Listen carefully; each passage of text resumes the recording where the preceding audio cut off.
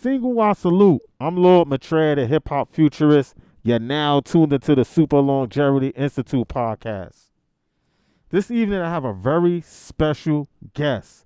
She is a candidate for mayor of Camden, New Jersey, in the upcoming 2021 election, running as an independent. She studied social systems and community design for over a decade. She personally been mentored by the world's foremost futurists and social engineers and is very excited to apply her knowledge to the issues that her city faces. She has a background in education and cell molecular biology, exercise science, social media management, communications, marketing, and business management. She currently works in home renovations in her beautiful city. This diverse background, in addition to her social system design studies, gives her a unique perspective when it comes to the improvement of her beautiful city. She plans to bring with her candidacy many new approaches, one of which is her passion for peace and competent problem solving. Ladies and gentlemen, hip hop futurist transhumanist worldwide, Jennifer Huse for mayor. Welcome to the Thank, Institute. It's a pleasure to thanks have for you. having me. Thanks for having me. It's good Yeah, to be here. hold on. Let me just check the level. 1 2 1 2.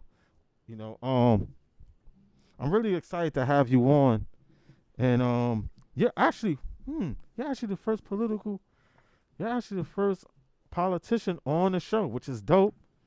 Um, Oh, yeah, that's wonderful. yeah, because I reached out to a couple of politicians. They'll be coming on soon, but Mm, I'm glad to I'm have you sure. as the first. That's Yeah, wonderful. I'm glad that this is dope. Uh, can you let me just where do I start?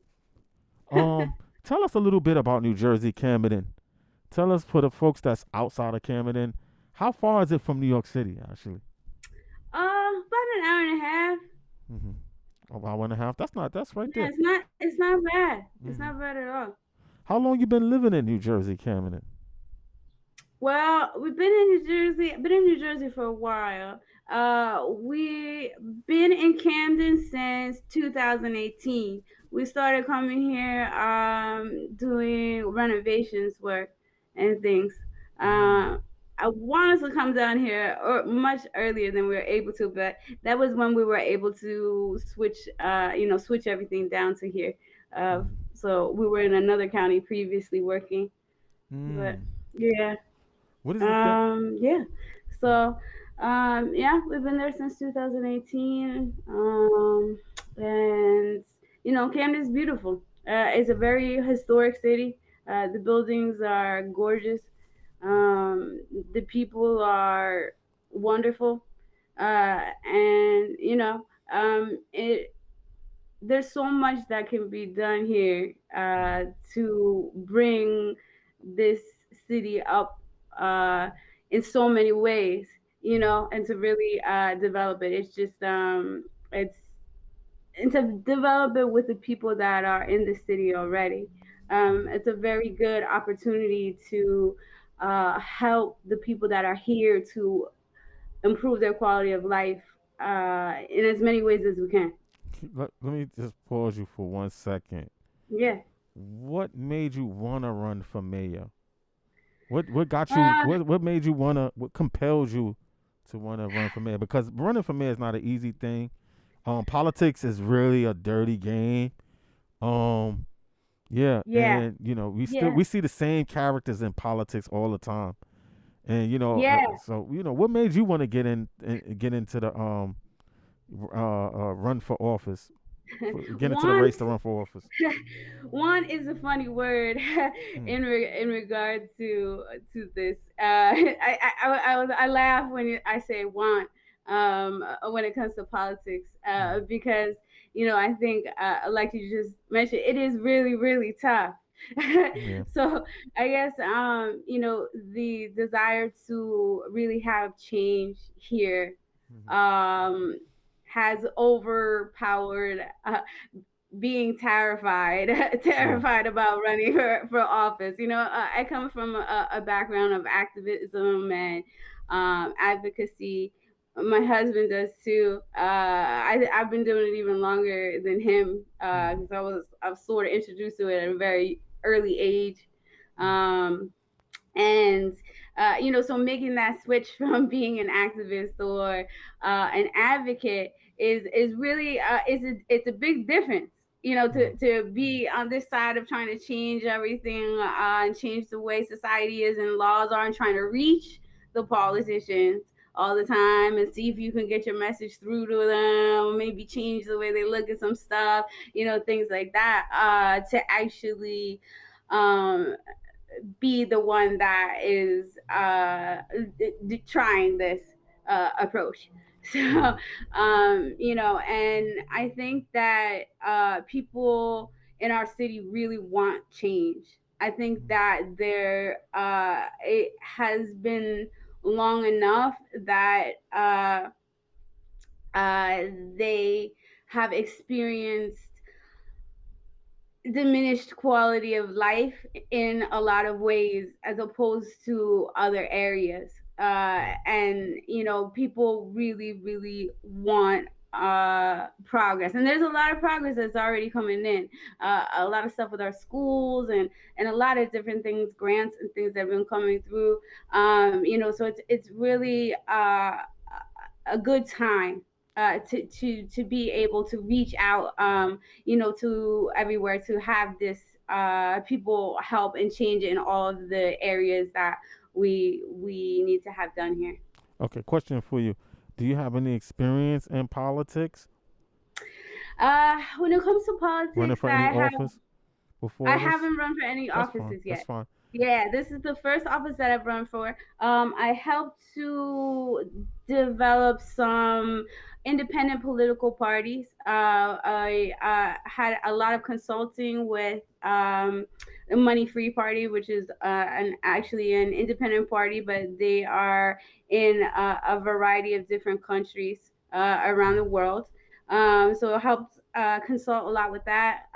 Written some political reform in regards to homelessness reform proposals. mm, This is a nationwide homelessness reform proposal on how we could actually eliminate the homelessness issue and also save tens to hundreds of millions of dollars per state annually by solving the issue, which would also free up our money federally that we allot, the 5.86 billion that we allot towards homelessness, to spend on other things.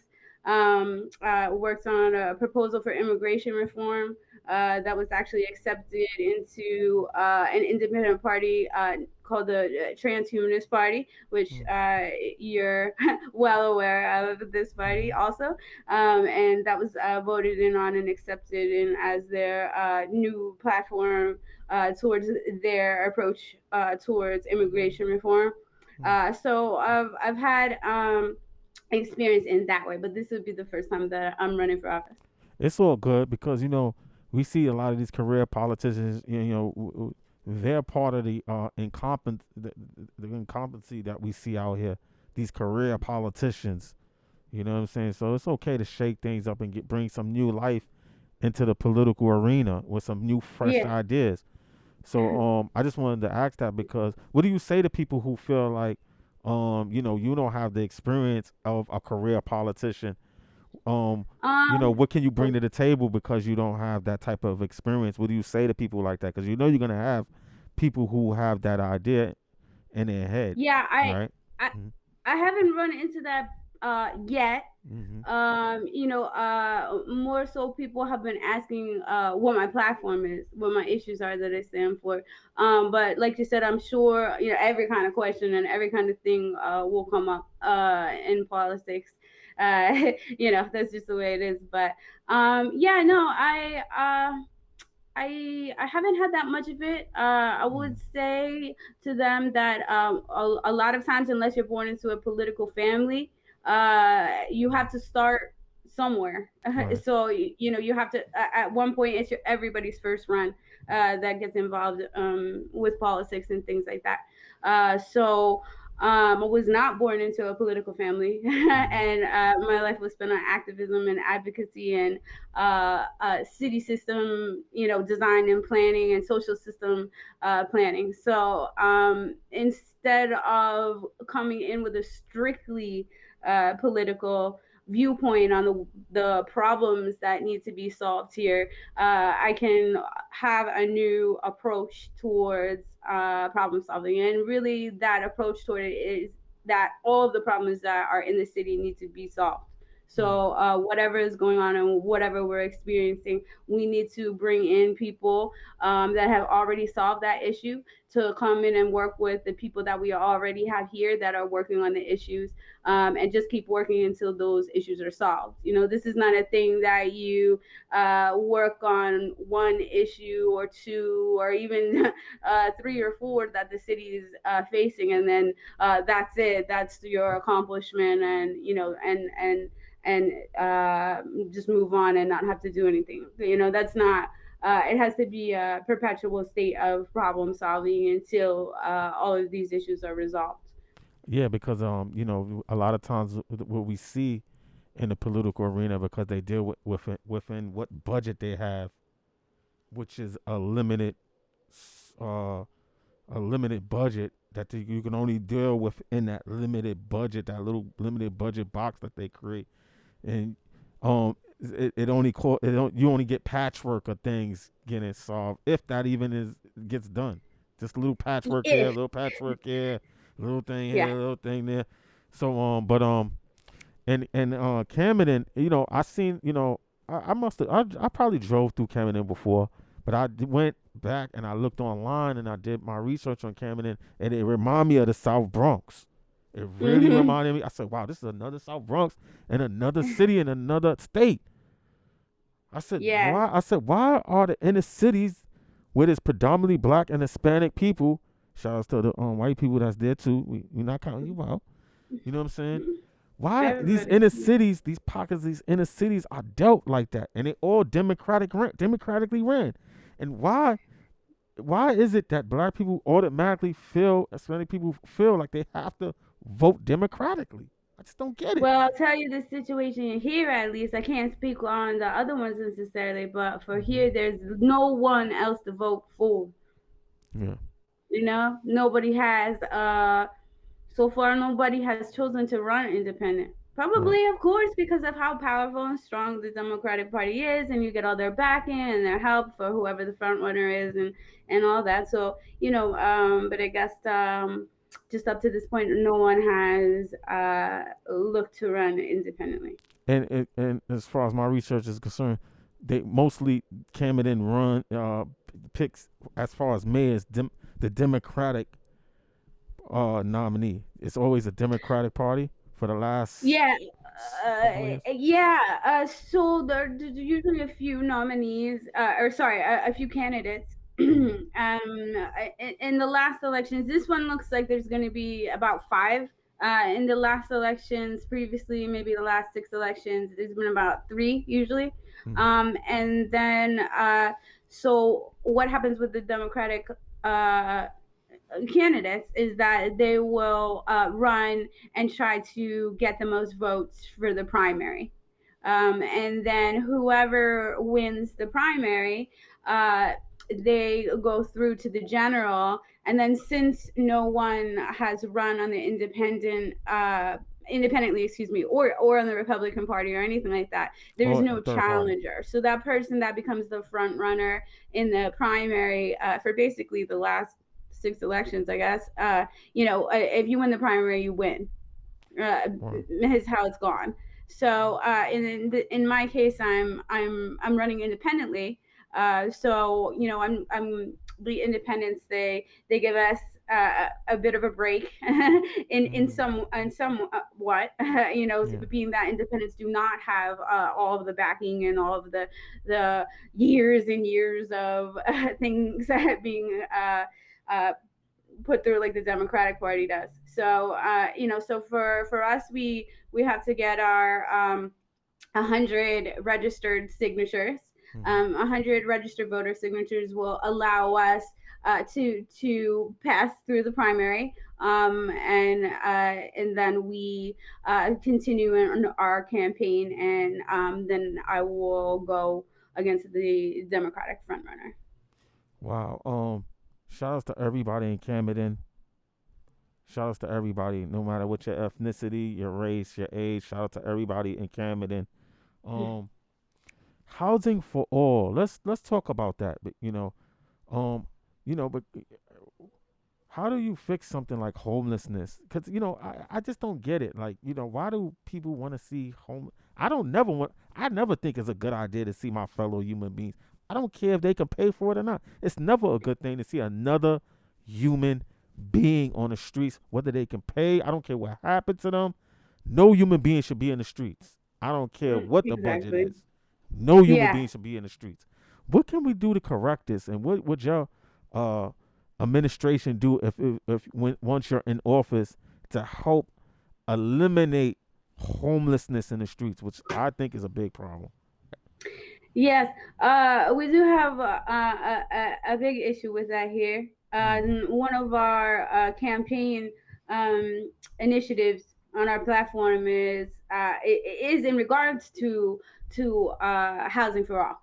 mm, And so we have a lot of different things that are going to fall under the umbrella of what we want to do when it comes to housing for all. There's obviously people that are completely homeless, sleeping on the street, don't even have a couch of a friend, to sleep on, or something like that. And then there's all the way, up to people that have good housing security. You know, we want to put in initiatives into place that make sure that every single person that's here has housing security.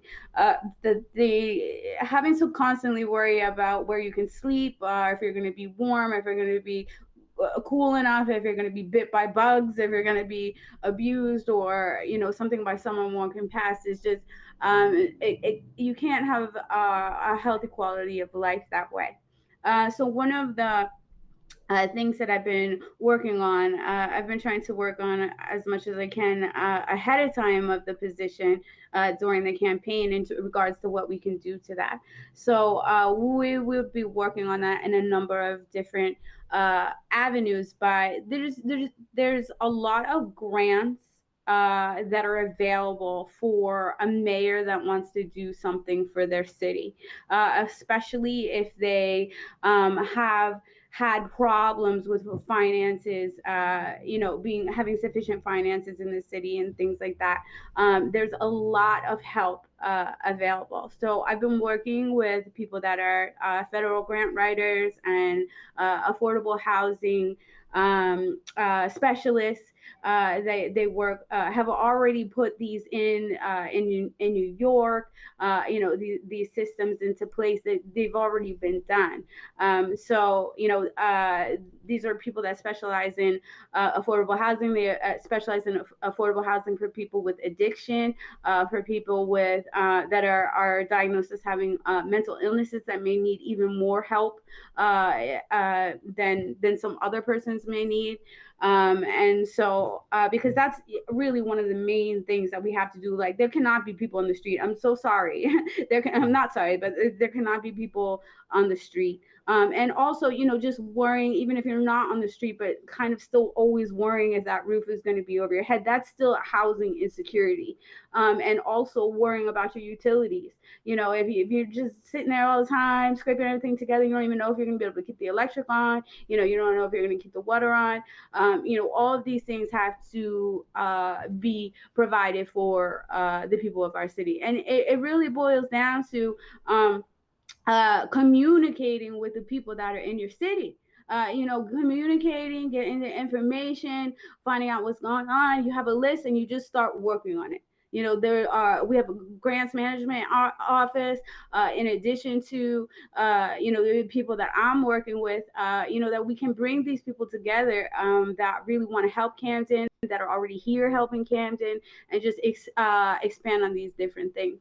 There's multiple things included here. The house has to be safe.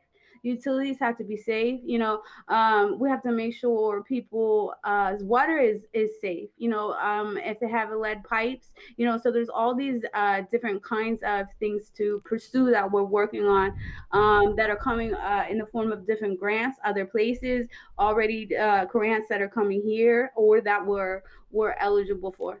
Hold up. And then Let me. I don't mean to stop you, but I don't want to get too ahead. yeah, I want to ask you yeah, as mayor, don't you get a certain amount of, you get a budget to deal with as a mayor, right?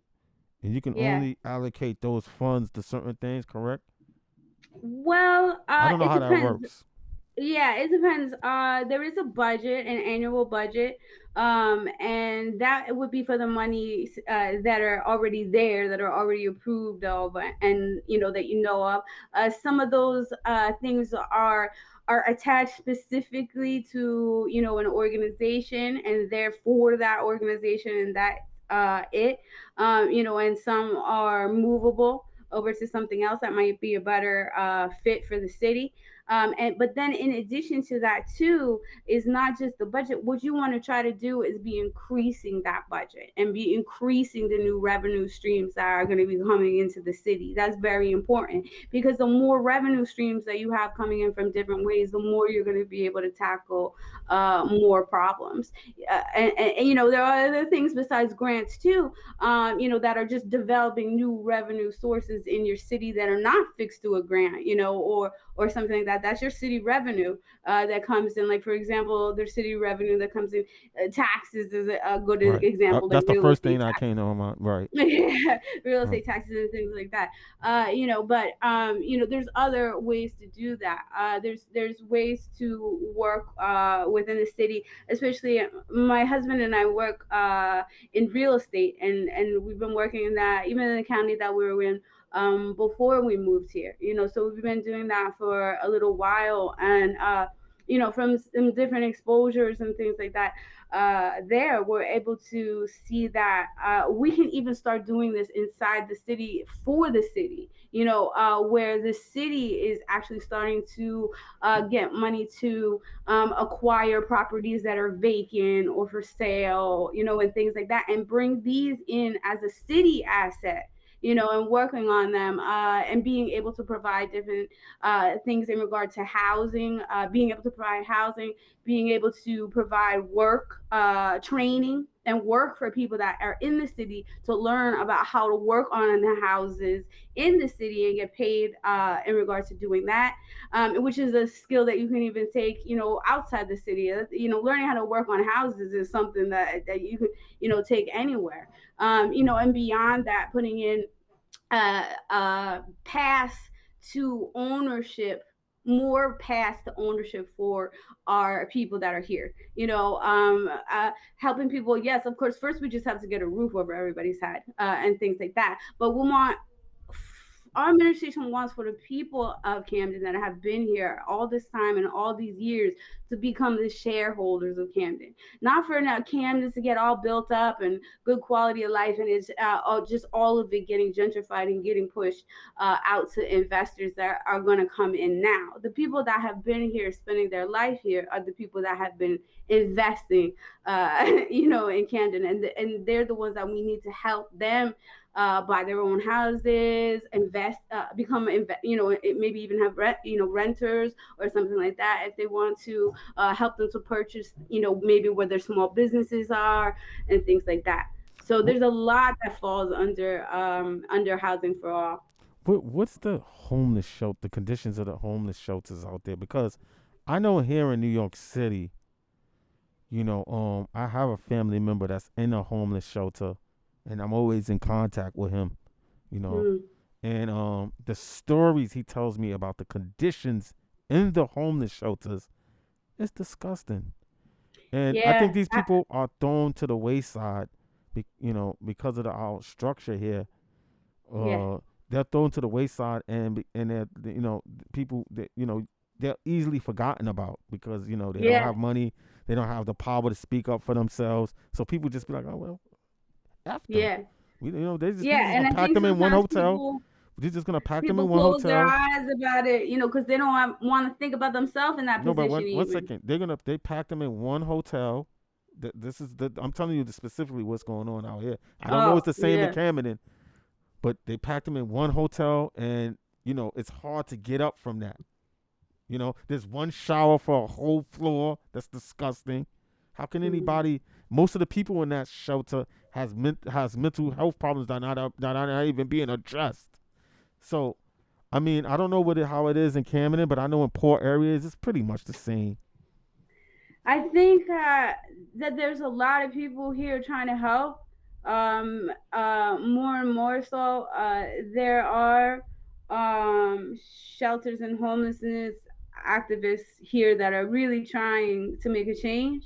Mm, I think we just don't have enough um, uh, shelters and enough yeah, programs and paths yeah. for people yet. But I think that the different advocates and activists and owners of these nonprofits and things that are here are really already onto the right track, and what they just need is a lot more help getting done what they're already running around saying needs done.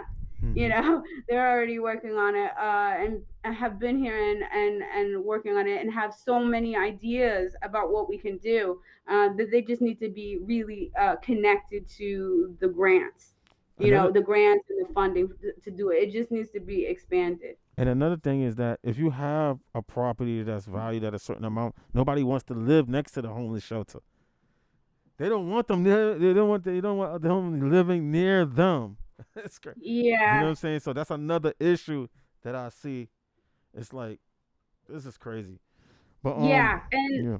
immediate shelter is, of course, a concern, but that comes along too with trying to get everybody really into their own place, Mm-hmm. in their own individual place. That comes too with having people that have already worked with this scenario in other inner cities and things like that, where they have had to work with this, and they specialize in things like mental illness and specialize in things like addiction, and know that these people need a social worker, to help too, and have unique circumstances. But that comes with, hopefully, that we can get as many people as possible also into their own house. But these shelters need help, and they need as much as we can give them to help and expand and make the conditions better too. Um, what's the ethnic background of your city? It's very important Uh, to me. it's primarily black and Hispanic. Black is the largest percentage, and then Hispanic would be next. Um, okay, that's good to know. Question for you. I know I'm just these questions are not a sequential order. It's I'm gonna be okay. jumping around a little, just a little bit. It's okay. Um, why would you be a better opponent? Why would you be a better for mayor than your future opponents running for the same seat? That's an interesting question. I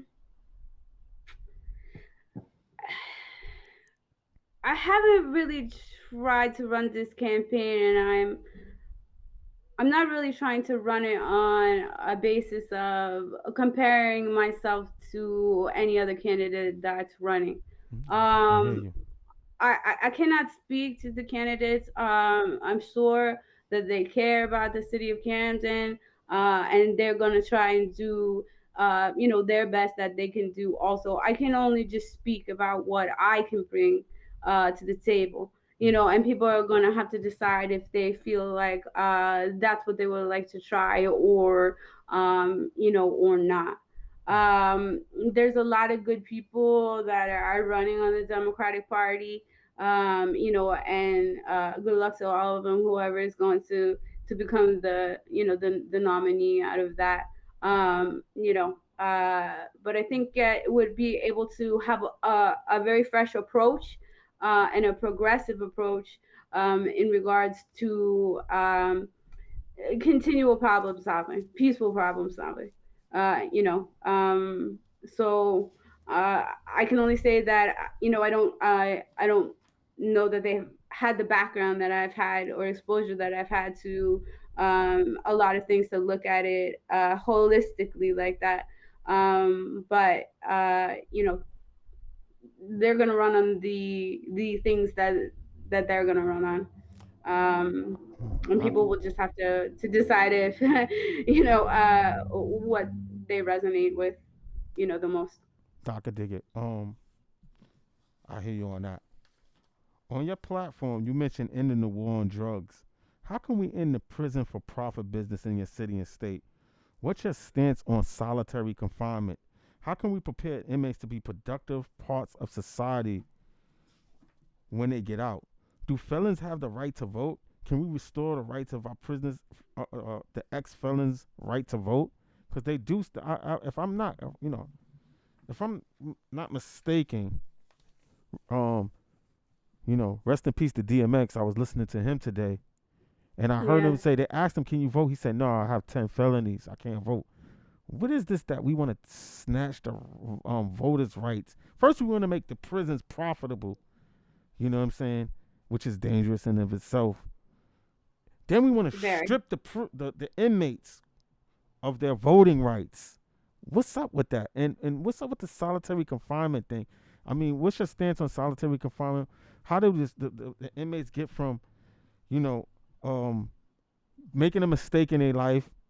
Some of them are in there because they got caught for something they didn't even do, and they didn't Yeah, have the money to fight.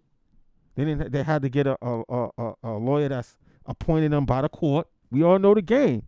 We all know what yeah, the game is out here. Let's not pretend that yeah, money is ruling everything, especially in politics. It's all about big money. Let's not make. Let's not pretend like we don't know what's going on out here. We really aware out here. What can yeah, we do for the inmates coming out, want to do the right thing, but every time they fill out a job application, it says, "Have you ever been convicted of a felony?" And then you have to lie. You probably get the job for a couple of months, and then when they yeah, find out, you get fired. So then you're going to, it's the same cycle. You go back in the streets again yeah, because you say, well, damn, I can't get a job. I'm forced to be an entrepreneur in the streets. yeah. Oh, so what you Yeah. say that? There's a lot of recidivism issues, just in general. I know, you're asking on a national level and a state level. Obviously, mayor is a local level, so you can do whatever that you can do within the constructs of the city, Jurisdiction, or definitely. yeah, yeah. So, but there is a lot. There is really, really a lot. These. I'll get right back to those questions you asked me, but the things in the platform, a lot of this has been, running past people that have again already done this in different areas. And uh, it boils down to wanting to do these things, Mm. or knowing how to do these things or knowing the people to do these things. And I think that uh, everything that you brought up is something that needs to be addressed. There needs to be paths for people that are coming out of prison to be able to work. And was actually speaking with someone here that has a grant that he's trying to get through for 18 to 24-year-olds that are coming out of prison through Pass Stone. And he wants to give slots to everybody there so that they can go to learn different trades, plumbing, car mechanic, and things like that, paid for. So we got a big grant in for that, and that covers people in that age range, that would want to work on that and are able to work on that. But those things need to be expanded. So we were speaking even about different things that might be able to be taught in prison so that when people come out, they have a skill in regards to things like painting, spackling, sheetrocking and spackling, installation of cabinets, installation of fixtures, different things like that that could even be done before they even get out. You know what I mean? It's not that you can set up things like that. You can set up, an area where they're going to learn how to paint nice. You can set up an area where they're going to be able to learn how to do some sheetrock, you know what I mean, or repair, plaster repair, carpet installation, things like that. There's so much that people could learn that can get them careers and things like that that aren't going to have to be some kind of big old licensing with background checks that immediately disqualify them from doing everything and stuff like that, and still be able to help make them a good amount of money. So that's some ideas for things like that. But it also comes to really checking to make sure, is anybody in there for something that they didn't do. Is someone in there for something they didn't do? They have things now out like the Innocence Project. And the Innocent Project, you can talk to them, and they will help go through these cases of people that have are standing by that they did Excuse me. not do it. Things like that, just to see, did they do it. There's different things in regards to these changes that are coming through, like with the cannabis laws that are coming through.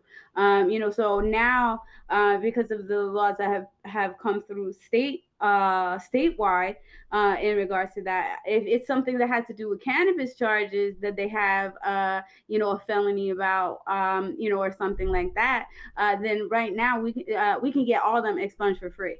Okay, so it's something like that. That with the weird, there was already state changes here, so that we could get people out. And there are places beyond just expunging people's record, because if they are still in prison, are they going to have anyone to go to when they get out? Because you don't want to just be taking someone out and then putting them on the street either.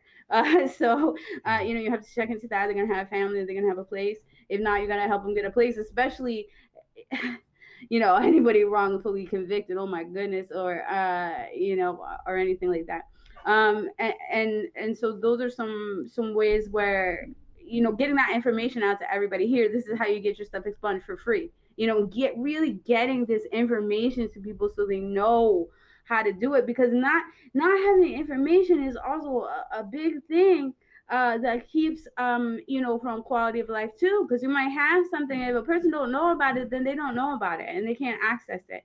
So and that's actually a part of what we have proposed too, is to make sure that every single person in Camden has access to internet. Either they have it at home or they have a smartphone, because there still are people that do not have access.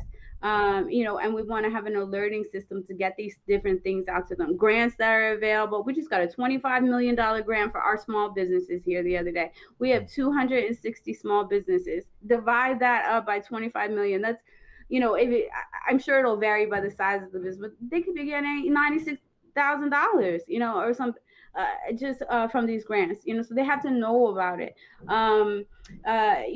Different job opportunities that come up, different things that they need to be alerted about. That we would just have a system here set up to do that for people, sort of like the emergency alert system, except you'll be able to pick your push notifications if you want, emergency alert system about a storm or something. Be careful, this, but you can adjust it if you want to be alerted about grants, if you want to be alerted about jobs, if you want, things like that. And just communication throughout the city, communication from the people, between the people and their government, the actual ability to reach them. You know what I mean? A lot of times it can't even get through. And we have someone that has this grant for these 18 to 24-year-olds here, and this is a $1 million grant that could get renewed annually. And he's just trying to get around and get to everybody, so make sure people know, so we can even sign them up. So that kind of thing. As in regards to felons voting, uh, you know, I I I don't know if that can be done on a city level, Right. or if that's a Let, federal let, thing that has to go it through. does. But the It thing, is. But yeah, the let me thing just stop you is one that, second. 1 second. yeah, I know that it's a federal thing that probably has to be pushed through. But as a mayor of a city, you have a larger voice to push yes, the momentum. You know what I'm saying? yeah, So I'm not. that's I exactly know what I that. was gonna say. Yeah, I know that. I'm not trying to lay all of this on your Yeah, shoulders no, because no, that wouldn't be fair. But at the same time, I know that you can be a mouthpiece for the people who doesn't have a mouthpiece in a position that you're gonna be having if Yeah, once you win yeah. the candidacy. That's exactly what I was gonna say. Is that even if some of these things are on state level or national level, if you, as a mayor of a city, can start these discussions and these conversations, you can also reach out to other mayors and things like that, and grow stuff. I mean, there's a I hear some construction, so I might have to put my earpieces on. Yeah. Let's see. Hold on one Oh second. yeah, and you might have to move because Yeah, have so we can all hear you.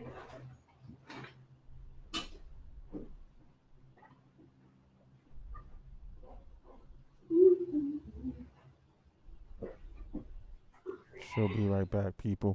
Might have only been 1 second. Oh, I hope so. Yeah, it might have Oh, been just okay. a quick drill. But I'll untangle these headphones just in case. Cool. Yeah, so one example. This is not exactly for this, but there's things like mayors for universal health care and mayors for guaranteed income and things like that. And these, are national, state or national things that may have to get put in. But these are already these mayors that want it, that are linking up with other mayors across the nation and advocates and activists, to try and get, more awareness to it. So anything that can't immediately be enacted on a city level, but there is a lot that can be enacted on a city level. But anything that can't immediately Oh, that's be enacted on a city level is exactly what you said. mm, You know, yeah. Uh, using a mouthpiece, get the conversation going and trying to get as many people Oh, toward it as possible. is it? Because of course, why can't you vote? Some of these Yeah. things that people are putting in jail for, the laws end up changing anyway. Like these, they realize they're bad laws, and Yeah. these people are getting punished for their whole lives about it. Yeah, You know, they don't want the felons to vote because the prisons are for profit. They don't want them to have any political power. It's to take their voting rights away. We're gonna make them make all types of products for corporations and make 10 cents. It's the slave labor brought back again. You think I people know these people, we're not these politics, we're not having it no more. We're not having no it's more. We're gonna run for office. We're gonna fight on Wall Street. We're gonna do all of it. We're not having it that's what has to be anymore. done. Those days of y'all playing those politics is over with. Trust me. Yeah, Trust me. And I really feel strongly about prison reform because I feel like you can see how a government is run by based on how they treat their people who have the less power. that's The exactly inmates. it. You can see how they treat it. You can honestly see how the government, how much compassionate the people have that's in power based on how they treat people in those situations. The You go to inmates, the Norway. homeless. Norway doesn't have the same. They don't have the death penalty. They don't have the same. Crazy laws. They don't treat their inmates quote unquote the same way. They don't do it. So Yeah, America's not even in a human development list. We're not very high for people who don't study that. We're not very high. We're not always a couple of countries below. So quite a bit we're number one in usually. prison population, stuff like that. We should be ashamed of it. So Yeah, you know, I'm glad that you said that yeah. actually because it really is. I'm sorry, it's taking me a second to untangle Ooh, my earphone here, as you think they're gonna be but doing? And the construction I'll is have really that. loud. I hope it's gonna come out on the I hope it just. Ooh, Well, they'll that's all just right. have to know that we work on houses, No, and it's all I'm good. stopping It's all here good. right now for this. So maybe we could get it out. Just give me one second. Um, yeah, that's the way it is. And see, and Um, I have a friend who works for the trade. He has a trade school that no, it's a class that prepares you to take up a trade. And in the '70s, in the '80s, they took out two things: trades in the can you hear school me? and Okay? yeah, I do. They took out trades in the school and they took out Can the you hear me? music. Okay? I hear you perfectly. They,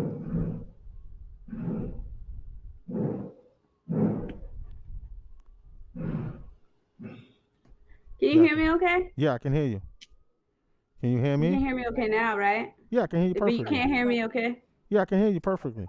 I just can't hear you. Oh, Hmm. excuse me. Give me one more second.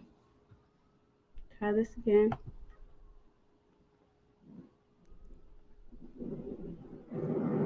Let me see if I got another pair. Give me one more second. Sorry about that. Sure, sure. So she's gonna change her headphones. There's a little construction in the back.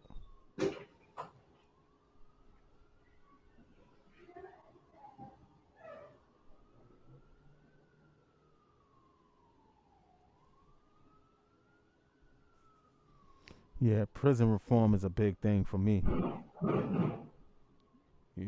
Cause to me oh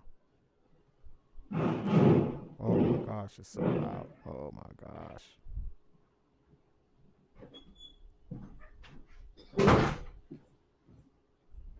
I'm trying moving into the bedroom. Okay.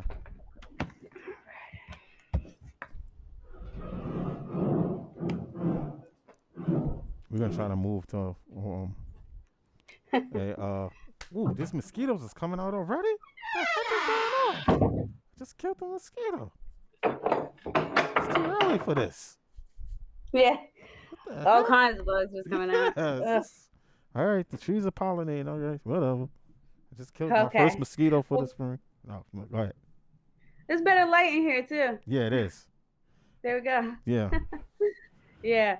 But no, I'm glad. I'm glad you brought up that point about how we treat our most vulnerable. right. I think it's really a sign of a progressed area, a city, or state, country, area, um, where the prisons have been reformed and where there is no homelessness.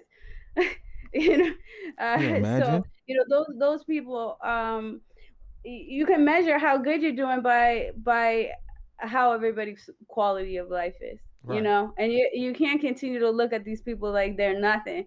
right. You just can't do it. There's so much reform, like you were just mentioning, in other countries too, where they look at what Norway's done with their prisons. Look at what Sweden and things like different places have done with their prisons. Right now, Norway is considered to be really top in the world in regards to their detention and rehabilitation systems. But you cannot have these conditions that exist in these places and consider that progressed or developed. It's torture. It's equivalent to torture. It really is equivalent to torture. And you had brought up solitary confinement. I mean, it's torture. Yeah, I don't know what you can't really sugarcoat it. My thoughts on it, I can't really sugarcoat it. It's torture. yeah. I You know, was in. you can be detained away from persons if you're violent towards persons. Sure, you can be kept separate if you're being violent, but just solitary confinement, just throwing people in solitary confinement, that's torture. That's adding more to whatever else is going on, and it has making them violent. Whatever else is going on, making them act out. You know what I mean, and things like that. That's not the way that it has to be done, and it's evidence that it doesn't have to be done that way by the fact that it's already been done in other places. You know Yeah, what I mean? You can get people to come in and help reform these conditions. yeah. I mean, we treat animals better. The animals have more room to move around. They're violent. Why you don't put them in solitary confinement? Some of them animals get roam all over the damn place, I and guess it within a section. depends. But I was in the elevator today, and literally the solitary confinement. Let me just for people who've never been in prison. Let me just paint a picture for you. Okay, you're in a small closet space with no windows. Okay, and they slide you your food through a tray. You know what I'm saying? And you away from everybody. You're just by yourself for 30 days. Some people are in there for a year or more. How can that be? Mhm. How can you ever be you? You took away that person's humanity. I was in the elevator going downstairs. The elevator was small. It started to shake. I thought I was gonna be stuck. I almost had a panic attack. Mm. Imagine being in that situation for a whole year. Yeah.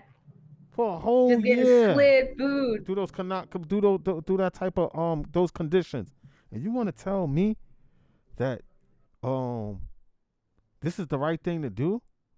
No, We're I can't. we're preparing them to come out to be better human beings, quote unquote, because I don't think it's just the inmates problem. I think it's a structural society issue that we all need to deal with.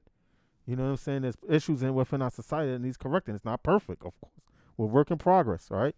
So Yeah, you know, this prison for profit thing really bothers me. Like, why is these corporations, you know, making do you know if they only have to pay inmates 10 cents an hour, the profit margin on those? We need to figure out all those corporations that's making money off the prison population, prison the prison off of prison. And we need to find out who they yeah, are. They need to be we need to they need to be boycotted. That's the only way that we're gonna be able to stop that. yeah. What is And your thoughts on that? there are mayors that are starting to, you know, like say they come in and the contract, with them ends or something like that, not renewing the contract, changing terms. There are people that are starting to do it already, too, around the nation. And then, on top of that, even if there aren't, it's all around the world being done. So you can start to bring in people. You can start to have people consult. You can consult. If it's not in your nation, then you're gonna have to look outside your nation where it's being done, because it doesn't mean just because it hasn't been done or done in your area, don't do it. Right. You know what I mean? Like, you still got to do it. It's torture. You can't. It boils down to torture. And no one, regardless of what they should have done, trying to be held in a so-called rehabilitation facility, should be being tortured. That's not going to rehabilitate anyone. Yeah, so I'm You know? talking, because I mean, I want to see this done in my lifetime. I don't want to wait till I'm gone and then they just, this got to be done in the next 10 years. We got to get this. We got to get rid of this. We got to get rid of Yeah, this. Something got to give with yeah, that situation, because predominantly the people that's in these prisons. I wonder in Camden how many. I know that the inmates are mostly black because it's a predominantly black city and Hispanic. You know what I'm saying? yeah, And there's a handful. There's white people there too, and they all lumped in the same boat. And so yeah, I just wanna, I just don't think it's right. I think we really need to do something about it. But universal health care for your city. I know you're into life extension, you're into health. yeah. Um, you know what are some of the things you want to do for your city along these lines? Well, we have done different health initiatives. As far as it actually being called universal healthcare for all, that has to be explored too, because that has to do with the insurance companies and things like that, being worked together with. But there's so many people that are working on Medicare for all. It's really, they're at national level, state level, politicians trying to work on it. There's activists and advocates all over trying to work on it. We have some right down here in South Jersey that are trying to hold a bunch of different things to work on it. And then they have, individually, if you're looking just at mayors, like I said, they mentioned they have mayors for universal healthcare groups that are joining on, to support that and try to cause more awareness for that kind of thing. Um, in regards to actually putting through a healthcare insurance plan of some type here, uh, we may have to research how we can, if there's a way for us to do some type of citywide type of insurancing somehow. But in the meantime, while we would be working on that as much as we can, there are other things that you can do that are going to start to lead to quality of life. You don't just wait and do nothing for people's quality of life because you're waiting for the nation to pass, universal Medicare for all or something like that. You have to look at what's happening, what's killing people in your city. You don't want anybody to die, so you start with the most avoidable things that you can do to put in for people. And the most avoidable things that you can do to put in for people for the health, firstly, is having a stable house. So having a stable house with stable utilities, making sure you're not getting poisoned, from some kind of thing like lead or something like that, because that right there will destroy your health and your kids' health and everything, potentially. And if people were exposed, we have ways to remove heavy metal detoxing now and things like that. You got to get that out to people. You got to be able to have tests. We have hospitals here. We have healthcare. We got universities and colleges and stuff. It's not like we can't get people tested. It's not like we can't. There's all kind of grants I was just looking at. Got sent in regard to replacing. These are going on in New York, but they're also. It just got done in New York. I think I sent you this actually, but it's available other places too. And these are grants just to replace all of the houses, utilities, the pipes, and the electric, which is needed because it was old pipes, and it has anything going on to our water. We're our water systems. We are 70% water. We need our water to be, proper for us. It's a big thing. And electric, making sure that it's not these old knob and tube, risky electrical wires for people either. So you're not worrying about fires in their house and maybe catching over to other people's house and all kind of things. So those are all different things that you want to work on. Making sure clean water, and making sure that people have uh not just clean water, but access to nutritious food is a big thing. And there's definitely a lot of organizations that are starting to work here, or been working here, that are looking to get nutritious food out to people. So those kind of things that are already going on here, and already working, can be developed and expanded more, just to make sure that you work on them and expand them more so that they meet all the needs until all the needs are met. There's different things that you can work on in regards to getting people nutritious food. There's people that will come and they will help you develop your land in front of your house or back of your house into vegetable gardens. They will do. They're a nonprofit and they will not charge the people. They'll help get them everything that they need to do and help set it all up for them.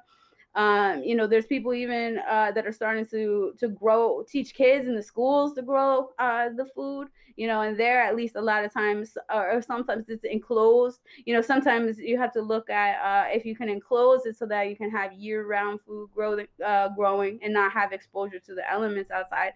But these are all, even if you have food growing on everybody's plot instead of grass or something like that, even during the months where it's not winter, that's a whole lot more food coming into everybody. You know what I mean? Fresh, nutritious food. So all of these things can be worked on. Where and then there are also bigger proposals like having a vertical farm built here, like they did in Newark. So then you can look at, okay, well then if we build a vertical farm like that, then we can disperse fresh food to all the businesses and small businesses and things to get out to everybody. And then you can also sell it to the local areas like they do. So there's things that you can get into to meet immediate needs while you're working on improving the quality of that specific issue for the people, continuously. Yeah, why not? Why isn't food growing everywhere? Yeah, The grass. What parks, you? everywhere you can grow food. Food should be. There should be nobody starving in this city. There should be growing Yeah, food anywhere you can grow the crop. Grow it everywhere, yeah, everywhere, yeah. everywhere. So people can just take what they want and just keep it moving. Mhm. Food should be grown everywhere. Exactly. And there's a lot of people like Food Not Lawns, and other, different people that are already all over that are helping people to convert these lots in the inner cities, so that they do have food. There's different things too. Excuse me one second. Sure. Different things too, that you can do around the city, that are in regards to even planting fruit trees around, planting, walnut trees, chestnut trees, different things around where it's food, that's coming off. So people have food right there on the streets, when they're walking by if they're hungry. But really converting these lots, we have a lot of empty lots. And then people have a lot of yard in their front or their backyard too. So There's so many things that can be done, and you have to be really open to all the different approaches that you possibly can. You don't research, okay, one approach to fix this one thing, and like, all right, well, that's it and it's done. You have to constantly be looking how to expand all of these paths and all of these approaches continuously. Okay, good. So say everybody has a house now. Yay, we got rid of homelessness. Everybody has a house. Okay, so now who wants to, be working on, okay, we got everybody has a job, or this and that. Now who wants to be down these paths of buying the house, Mm. and things like that. So just constantly working on them. Yeah, Constantly, the hospitals should have the food, growing in yeah. I their always say that. hospitals to feed people. Yeah, I always say that the school system and the hospitals need to go into their own food production. I don't want to see water that says Nestle on it. I'm sorry. I don't What's wrong with y'all? Nestle know. on a water bottle? Come on, man. It's ridiculous. I mean, what the? I mean, they really think. I just don't get it. I really don't get it. But yeah. And The fresh thing with fruit the and food, vegetables yeah. Oh, say what is you. very important. Yeah, like I mean, you can't. Local food is very important. It gets shipped all the way from West Bubblefuck. It says grown Pesticides on it. pesticide. It says grown in Australia or Florida somewhere. You get it, and by Yeah. the time you get it, it's out of season. And it's not the nutrients is not in there no more. And you don't even know Yeah. where it's There's grown more from. than Yeah, Yeah, there's more than enough land and space and knowledge and things to grow enough food for everybody in the city. We should not be having any fresh fruits and vegetable deserts and problems. and, And that's very important. All that fresh fruits and vegetables, the water not being polluted. This the soil, even if it was contaminated, we know how to take hydroponics. contaminants out of the soil Oh now. yeah, yes. You can use hemp to clean that. You can use dandelion to clean that. There's different funguses to do all kinds of things. I mean, all of these issues, the recycling issues, the litter issues, around all these things can be worked on, Question for in you. many, many ways. It's a matter of wanting to, and a matter of reaching out to people that are already doing this, and combining it with the people that are already working on things here. And if they're not working on things here, bringing them in to help and getting them together with people. Question for you. You. All right. Let me just.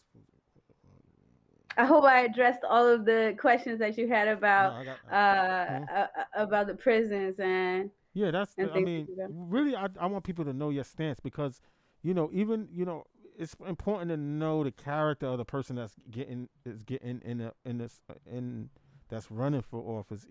A lot of times people just want to know where you stand on certain issues. Are you you what's your stance on this situation? Like, I was talking to a brother who's gonna come on the show, and I seen him and I reached out. He was talking about solitary confinement. I said, yo, man, that's a big issue with me, man. I don't want to see nobody caged up like an animal. I don't want to see the death Yeah. penalty. I mean, the government shouldn't be murdering people because they murdered somebody. I don't think it's a correct thing. I think that's a problem Yeah. too. I think that, what I'm saying. I just have, I prison reform is really big for me because a lot of our brothers and sisters are getting trapped up because these people are created a new Jim Crow. Let's just call it what it Yeah. is. It's just a new Jim Crow. Well, we have, I mean, technically, what may be considered a small prison population in the prison that we have here, because we have, about 900 persons that are there. But again, with having some of these more workable population sizes and different things, even inside the city, there's a lot of possibility there to really make change. And then by really making that change, like you were saying, in a position like that, being able to influence more, even besides just in your city, and Mm, may be able to help with other cities that are trying to do it, and mm. connect and have the conversation, going more and more. And that really applies to every issue. Yeah. You have to apply as much as you can on a city level to all the issues that you can, and then reach out to be trying to have it. If you're trying to work on something that expands out past the city level, it's something that you cannot do on the city level. I understand. Education wise, that's another problem, another issue. We need to get our kids, prepared to not just to make money, but to improve humanity. By bringing some type of skills, bringing good character to help to help humanity grow, to do their part, to find their purpose Mhm. and do their part, find a skill, do their part, right? But when we get Yeah. you're in a city that's predominantly black. We speak, our dialect is different. Everybody comes to Mhm. this country with a different dialect and their version of the English language. But when we speak, it's called Ebonics, and when we speak, it's called improper English. And I think this prison, the uh, the education prison pipeline comes from the way the educational system is designed. You're going into the educational system, and you feel like you in jail already. It's like what I'm saying. You feel like the structure of the education system. They're teaching us lies like Christopher Columbus discovered America. All right, then what about us? What about Hispanic people? What about us? What about the righteous white people that was here that didn't want to go with Christopher Columbus? Say, yo, you go. We chilling here, man. You go. We don't even care what you What trying about to the do. Indians? What about the natives? You know what I'm saying? Mm. So, taking that out of the educational curriculum is very important to me. Another thing I think that is important to me, and I know that is important to other black people because I know, I kind of I'm in tune with what our people wants and needs are. Um, is the food is horrible. I remember going to school and not having money for school lunch, and everybody's wondering why I'm only getting average grades. I didn't eat the whole day because I didn't want to eat the school Yeah. lunch. Yeah, you're either hungry or getting I one was meal a day, hungry. maybe. You lucky I got average grades with that. Imagine if I was fed properly. I would have been a genius in school. Yeah. You know what I'm saying? And that's when you're just talking about not having enough meals, food insufficiency in amount that you get. That's not even counting if the food that you are getting actually has any real nutrients in it for you. That's what You I'm know, saying. But I because a mean, lot of times you're just trying to fill up on whatever is going to fill your stomach cheap, and this kind of thing too. And it doesn't have any nutrients, or even worse, it has something that has negative effects on the human body. Um, you know, and especially in the school, like you said, and there are this is so public school many. Hmm. we talking There's about, so by the way. many examples now around the nation, around the world, of course, but around the nation of persons that are really starting to put in some better curriculums for their schools.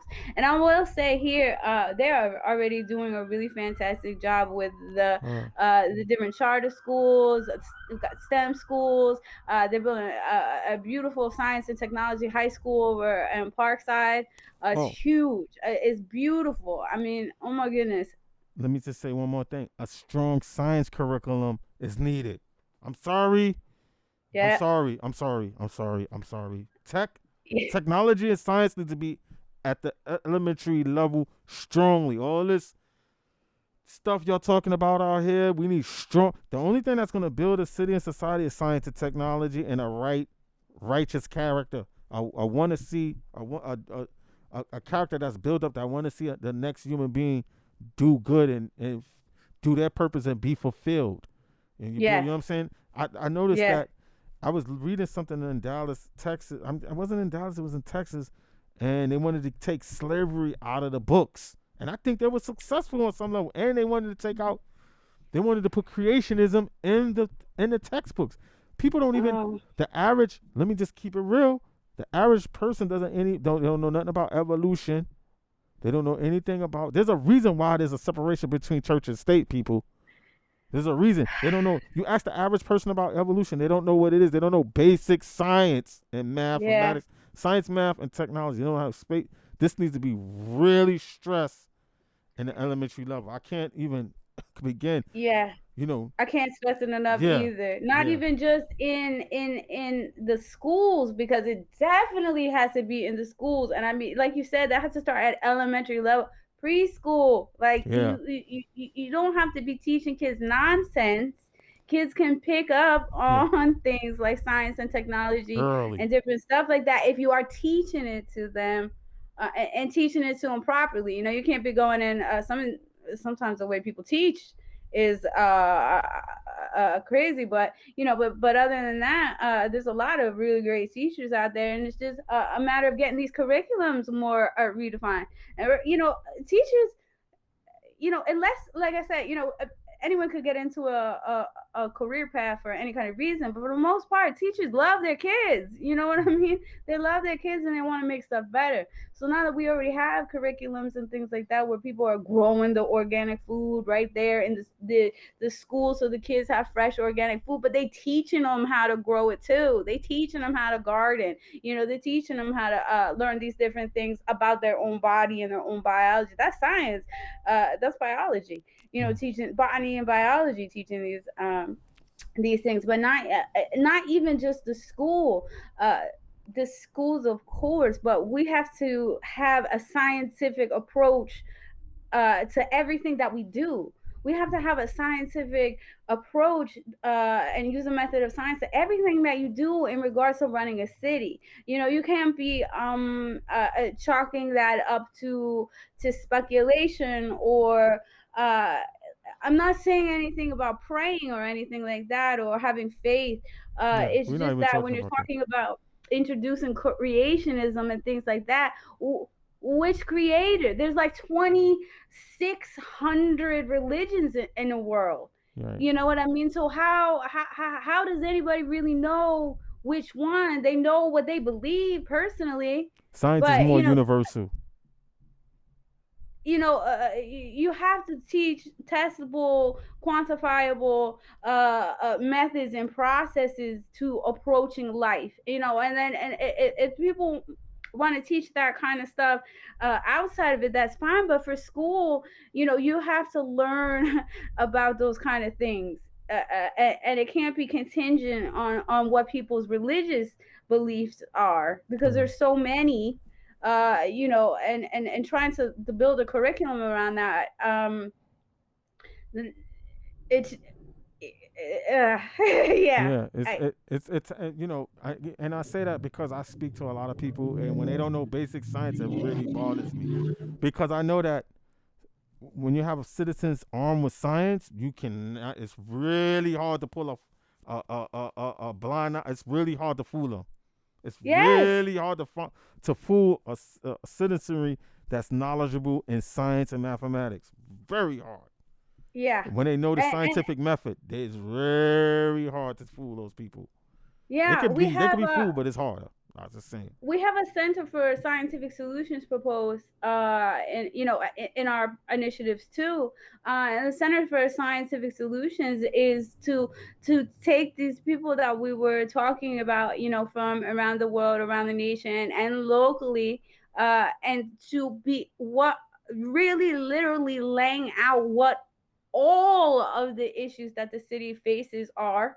And by having these more of these connective methods between us and all the people that live here, there could be some things, of course, you look at it and it's a huge issue, and so you're like, yes, of course we got to fix homelessness, of course we have to fix housing insecurity and food and stuff like that. But there may be even some smaller issues that are not planned out yet. But by being able to have this open communication with your government, you can talk to them and let them know, and put in things and suggestions for what needs to be problem solved and what needs to be worked on, and possibly even be able, to work on it yourself if you're interested, or whatever, in help solving that, and apply that through everything that the city is doing. It needs to be done scientifically going forward. It needs to be looked at as how many people do we have living here? How many households those lead pipes do we need to replace? Okay, let's get started. What are all the grants management, planning, every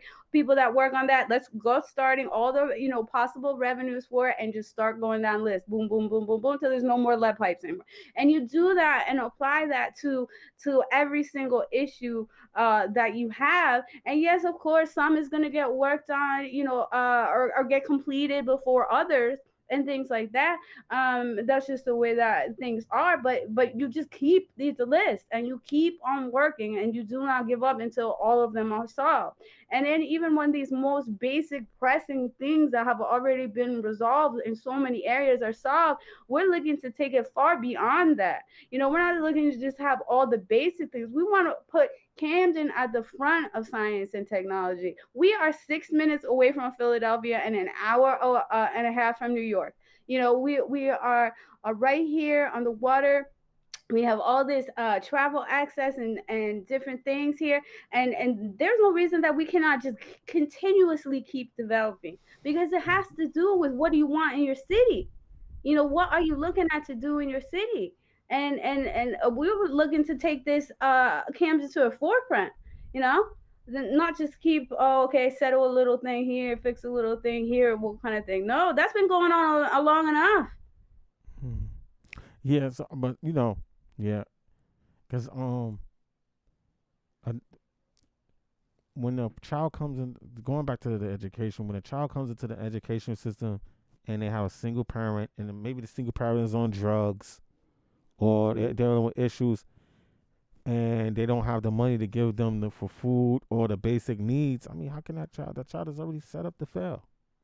Yeah. It's already set up to I fail. really like actually one of your interviews that you did with Mr. Torres about his approach to school, the school that he's doing. Oh, the Really, that's windows of one of hip the hop. best curriculums I have seen.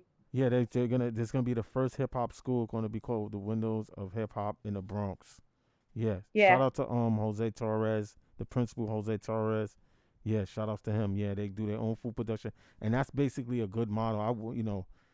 That would be a dope model if we can get that somewhere That's hotter one than of the living. best curriculums I've ever seen. And Yeah, then when he was in that interview and he was talking about how can you teach a child and expect a child to succeed before their basic needs are met, yeah, it's and that that impossible. that school is focused around meeting all of their children's basic needs. I mean, that is amazing. That's what has to be in every single school.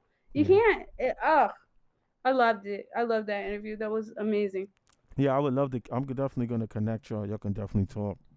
I know. I would love, Yeah, especially it's pretty close up in New York too. yeah, I would love to. They already got it working out. They already have that yeah, curriculum worked out. They're already doing it. yeah, It's yeah. right there. That's right in New York. They're already doing it. Yeah, they have a You know what I studio in the mean? school and everything. Yeah. And the kids You were know what I mean? stupid smart. They go, Did you hear this? Did you go on the YouTube? Listen to the kids. Yo, kids be cracking me up. They so honest. Jose the kids Torres from was the asking school, the you mean? yeah the kids from the Windows of Hip Hop School. He was No, asking can them you send me the questions. link? They so cute. Oh my He's god. asking the questions. Yo, I was like, these kids are super bright. Yo, they Oh, super honest. He was asking them yeah. about hip hop. They was like, I like the old school, the true school hip hop because I don't really understand what these new guys are saying. I was like, dang, the kids are saying this. I said, this is that's Yeah. crazy. That's beautiful. Yeah, the kids were super sharp, and Jose Torres is doing a wonderful job. I said, I wish I And could that's real. transport. I wish I could go back in time and just become a little guy again. Go through his Go to school. his school. I was done. Man. I was like, damn, I can't go to your school. I'm too old. I said, if this was Yeah. around when I was younger, I was like, man, can you imagine what I'll be doing right now? They growing their own Yeah. food. They're Yeah. growing their own food in the school. They got pounds of food, strawberries. I know. I said, they can get Organic dental work, food. organic food. They can I get dental know. They work take in care of the the school. dental. Oh my God. All of that. Come on. And they already got that done. This is what I mean.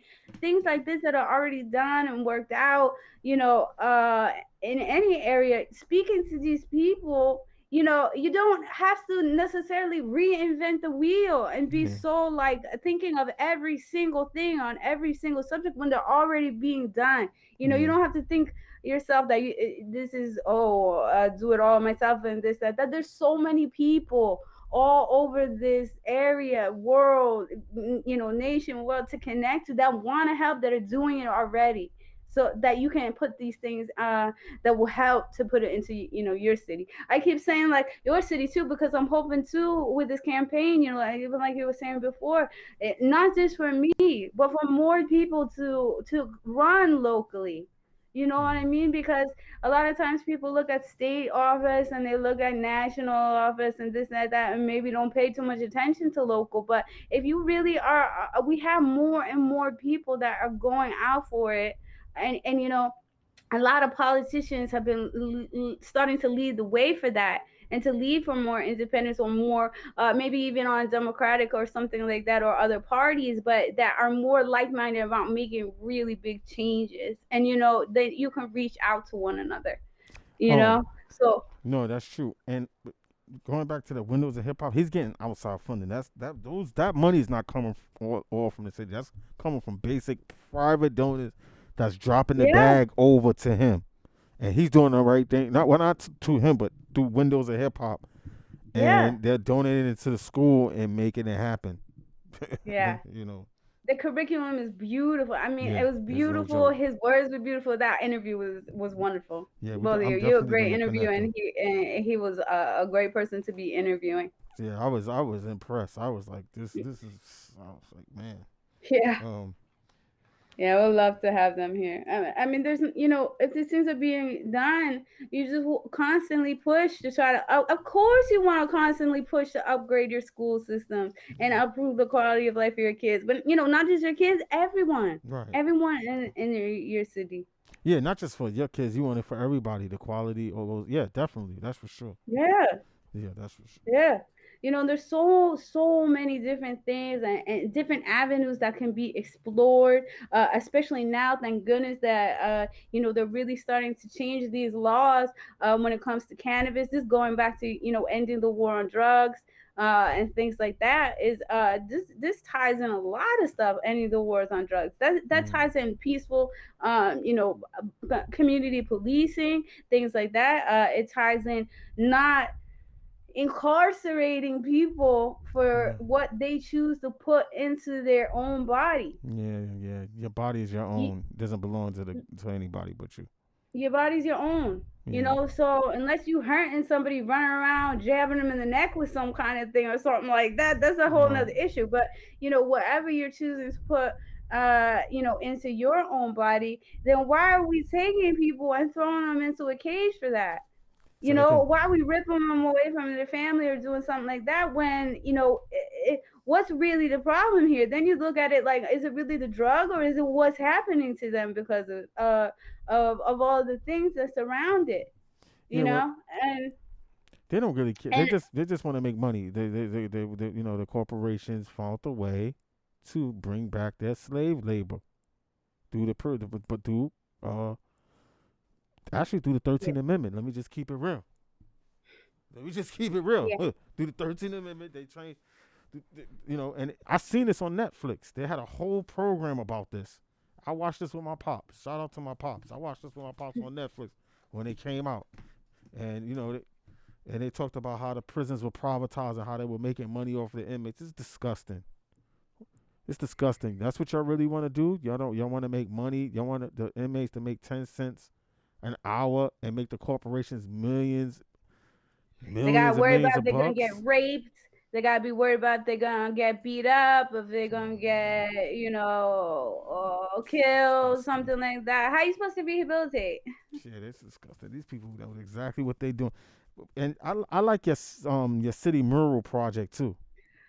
Oh Yeah, yeah, I like the city yeah. I'm mural. glad you brought that up. That's another way. A lot of things there. Because we were trying to look for new solutions to crime. What is called crime. And things like that. And sometimes different things are warred on, like for example with cannabis. Okay, and we'll get back to the city on murals, but at least, especially now that they're starting to restrict it, instead of warring on people that have it, this medicine is one of the most valuable medicines that we ever seen. We've been lied to, it's been demonized all these years, and It was a complete lie. They'll try to tell you it's bad for your brain, different things like that. It's a neurological repair and protectant. So and now instead of going after people, and this is also something that's already been done in the nation, especially in Oakland, California. Um, their mayor, she's been doing a lot. She's been Oh doing a yeah, lot. yeah, yeah. Oh my God, she's been Oakland doing is a a lot really of a dope municipality, area. Yeah. making sure there's social equity by anybody that was affected personally or their family by the war on drugs, on cannabis and things like that, that they are the ones that can first work in the legal industry, that their records are expunged and they are one of the first ones. If you have people suffering from it all these years, paying fines, sitting in cages, not being able to see their family when they want to see their family, and you go popping up dispensaries and everybody that own the dispensary, outside of the city or something like that, making all this money from it all of a sudden. You can't do that either. You know what I mean? And your state, they passed some really good stuff about it. I read what they did in regards to that, because half of their dispensaries and lounges and all that stuff have to go to anybody that got affected by it. And you have to make sure too that they're not going to be just saying that they can start in it and things like that, and then they're shut out by any kind of income requirements. You have to really give a path to people, because they were out there risking their safety and risking their things, getting this medicine, this very valuable medicine, out to people when it was not allowed to be. So now that the government wants in too, you know what I mean? You have to look at the people that were going through all that to get that to people, and to also try to make sure they had it for themselves for their treatment and stuff. So things like that can help with employment and help with crimes and things like that. The City of Murals project, uh, Camden is beautiful. It has really, really beautiful architecture, and we have a lot of local artists around. And there's a lot of abandoned buildings here, and things like that. And it was actually something that inspired me from a town that I went to. I went to a very small town in Florida, and it only had about 2,300 people in it. And it will get all of this tourism because it's a town of murals. Their buildings all have murals on them, and people will go to this little tiny town just to see this whole town that has murals. And here, this is a metro city.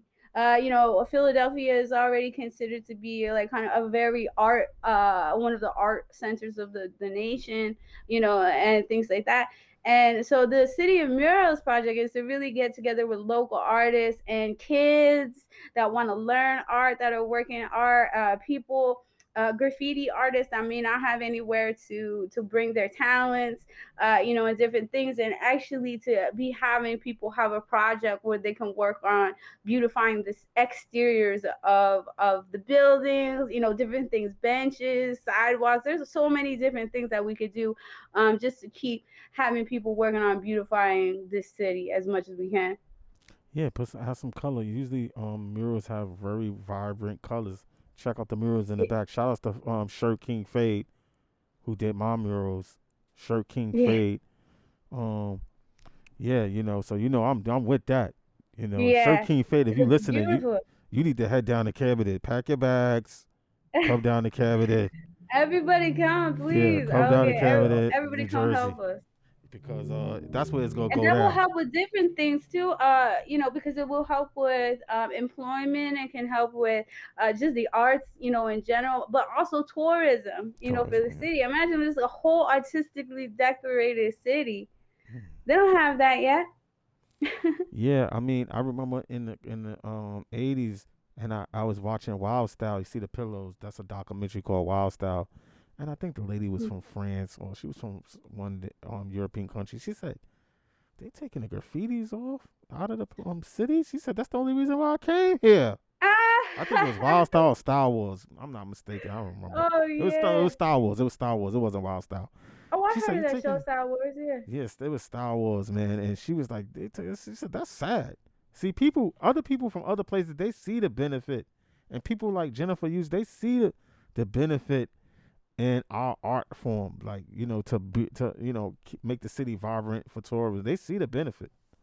Yeah, So sometimes people really want to prosecute against people that are doing graffiti. You yeah. know, like you said, not even just take it down. Sometimes I want to go after people that did it, you know, on the wall or on the something like We that. talking legal You know, walls, people though. Legal yeah, walls. yeah, Legal walls. yeah, We're not yeah. talking about You know, but this illegalism. is the way. We're not talking about vandalism. Legal Yeah, walls. yeah, yeah, I just want to exactly, stress exactly. that. Sorry, Jennifer. Yeah, yeah, exactly. You know, but and they don't, like it and stuff, and so more so, this would be a good way to help encourage it and give a really good path to expand on it. Because it would just be through the whole city. That would be dope. I mean, I know it'd be so pretty, right? yeah, man. I love, I'm from the hood. I'm not in, where I'm broadcasting this at. This is not Midtown. I'm Yeah. deep in the hood. But Hmm. see, you see how these were white walls. I never understood why somebody wanted to be in a white wall. I just never got that. I didn't understand it. It was weird to be in a white wall. It reminded me of an insane asylum. Yeah. That's what it reminded me of. I mean, you know what I'm saying? This a white wall. I said, man, when I came in, I said, man, let me call my man up. We getting this together. We ain't putting no white. I'm not gonna be sleeping and doing my thing in Yeah. here with white walls. Yeah. Oh snap! Hold on for a second. I don't. Oh, there we go. My plug came out. I only was hearing myself in one ear. I started to panic. Oh My yeah. bad. All right. Um, healthy life extension for all. That's the first time in a predominantly Hispanic and black city that I heard a mayor said life extension for all. Yeah. Please tell us about that. I mean, this is new. Y'all, I'm telling you, we shaking things up over here. Jennifer Huse, Yeah. let us know what that's about, please. Yeah, yeah. Yeah, well, healthy life extension for all I know, you're a long-term supporter of life extension. As am I. We have a lot of wonderful people, just in our network alone of life extension researchers, advocates, activists, scientists, business owners, everybody that's interested in pursuing the healthiest life that we can. And a lot of these things fall under some of the things that we have talked about before, excuse me, fall under this category of healthy life extension because that can range so much because we want life extension by healthy all of the things that we want to do for anybody in the city where we're improving their quality of life. We want to do it the healthiest that we can, Okay. in every way. But there's certain things where, like you said, we have to meet their basic need to be able to extend their life. So somebody on the street sleeping rough, they got to worry about, just every second elements and this and what's going to happen and this can greatly diminish quality of life, not having that. Again, our water needs to be clean. We need nutritious food. All those things we talked about are already right there, past the healthy life extension. But then going past that, there are so many advances that have been made in science and life extension now and continue to be made. What I am looking at for Camden, as this is one of my biggest and oldest passions, is life extension. And I feel that our health and our quality of life is the most important things that we all can have. We have to look at every single person that is living in this city and try to bring them up to the maximum level of a life improvement and quality of life improvement in their health and their life that we can. And that's the only way to do it. We have to constantly keep looking at that because there's always new improvements also. And one of the major things that is really going to improve people's life, besides making sure that they have access to, a house and utilities and food and education and things like that, is we want to be working on making sure that everybody is able to get healthcare and the top possible quality healthcare that we can give. We're looking to work and to expand on everything that we can, and all of this research and all of these things that are happening around the world by actually having a candidate. And in the case that I am fortunate enough to obtain the position, a mayor of a city that is advocating for life extension research, because I will be open to having anybody that is working on these things, that is making progresses besides just the things that I have worked on in my life myself, in regards to getting rid of all of these different conditions that we are experiencing, cancers and strokes and other inflammatory conditions, um, you know, ALS, multiple sclerosis. It can go on down these lists, Parkinson's, Alzheimer's, all these different things. We are having successes in repairing a lot of these conditions and dramatically improving people's quality of life. And they're working more and more and more on not just being able to repair it after you got it, but prevent it. Preventative is, also so important. And a lot of these progresses that we have seen in these cancer uh, treatments, excuse me, other inflammatory autoimmune conditions, things that are listed as fibromyalgia, Parkinson's, Alzheimer's. These conditions are being treated successfully all over the world by using things like cannabis oil, which has been prohibited to us, up to now. But now that things are changing, this is non-toxic treatments, and these are what we are talking about when we're saying healthy life extension. Okay, we Oh, want to be helping people with the healthiest things that we know about, healthiest and most effective things that we are knowing, finding out about, and making sure that it gets to all the people of Camden. Even if they're changing the laws in regard to access, if it's prohibited by something like money, then it's still no access. It's still restricted.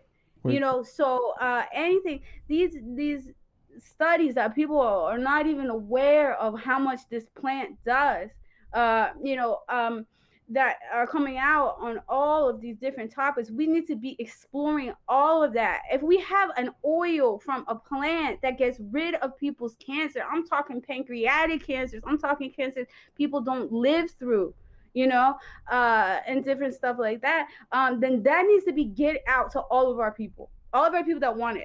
If there's someone, we have something that someone doesn't want to have for a personal reason or a thing like that, of course, then we will continue to work on other things. But anything like that that we have, that we can do, that's getting out, that's been now for decades and decades and decades proven that it is non-toxic all over the world. We have thousands of peer-reviewed studies on all of these conditions.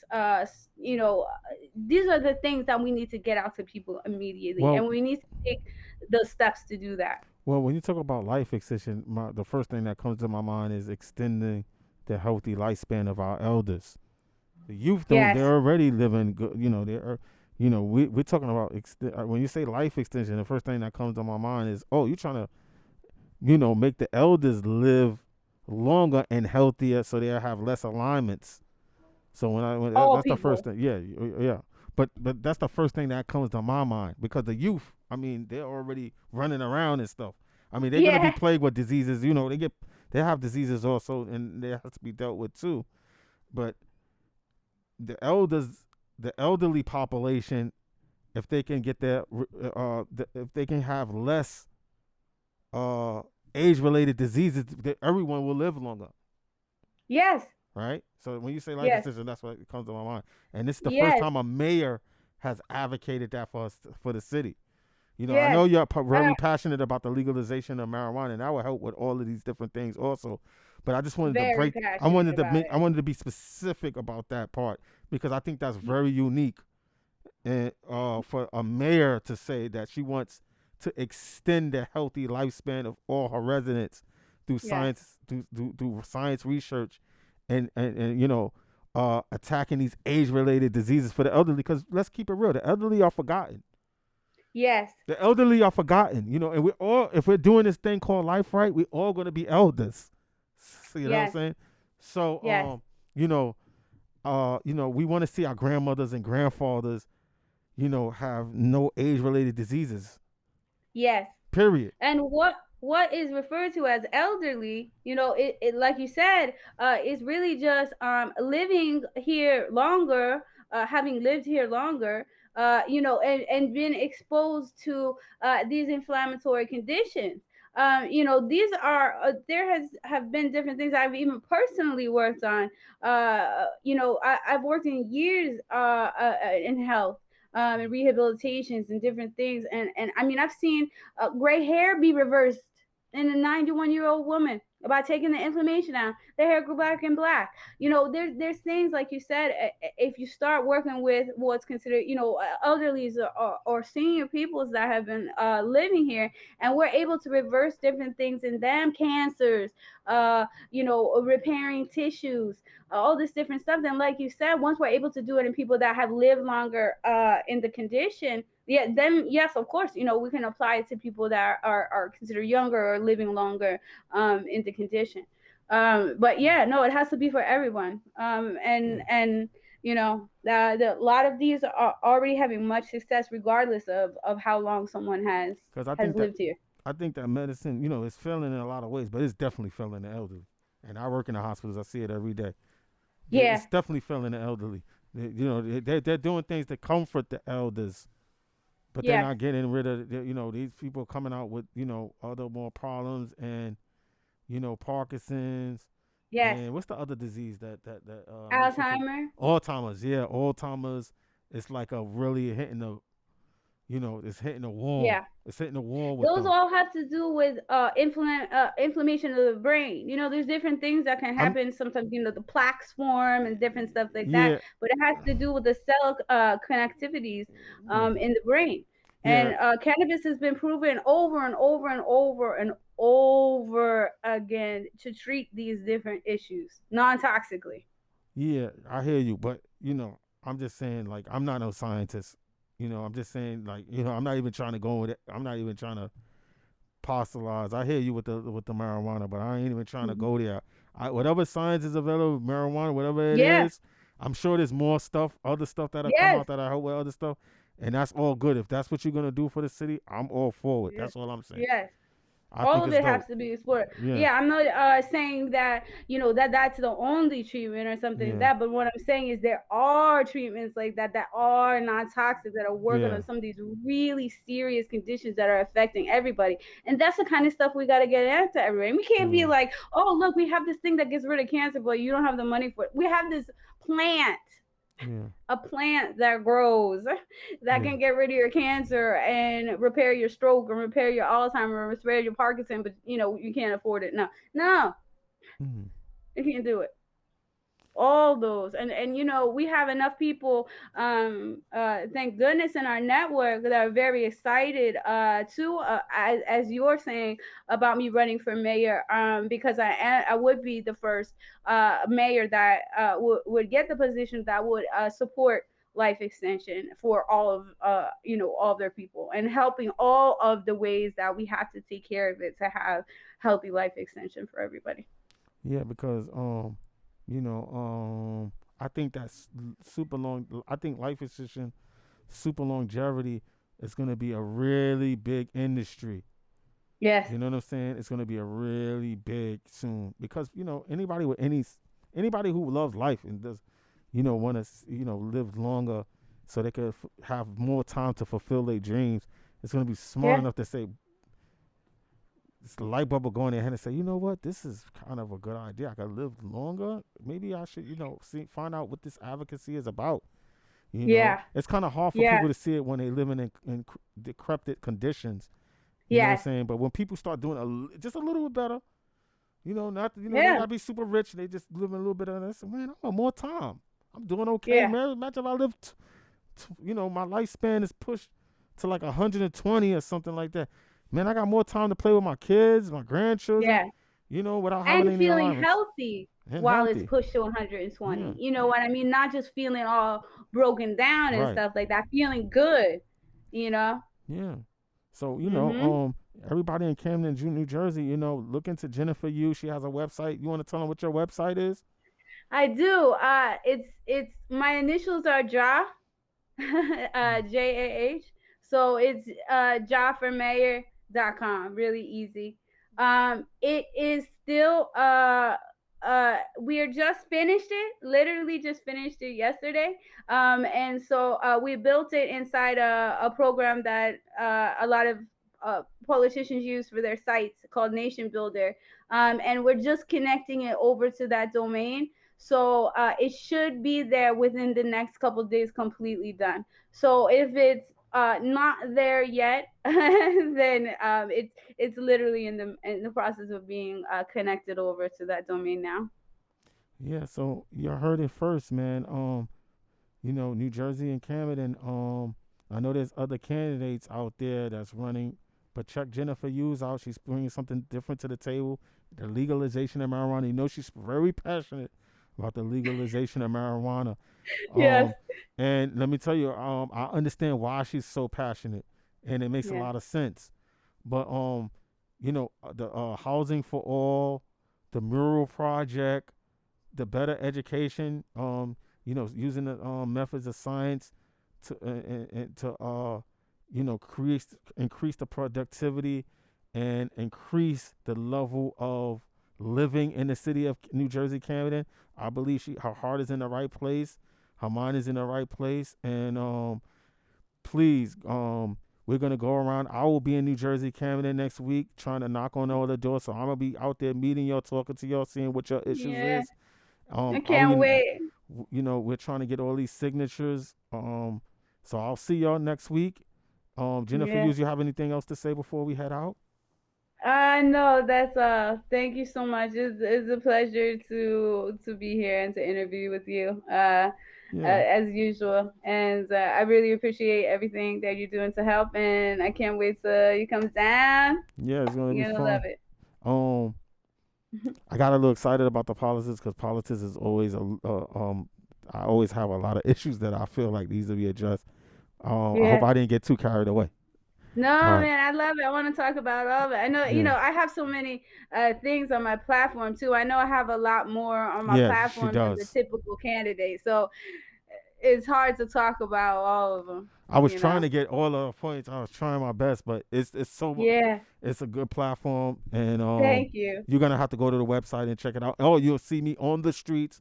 We'll be hitting everybody we can. We're coming to your Yeah. schools. We're coming to your businesses. We're coming to your Yeah. homes. Okay. Yeah. We're coming to the streets. Yeah. It's I'm coming Lord to talk. Maitreya. That's Jennifer. You sorry, Jennifer. I didn't mean to cut you off.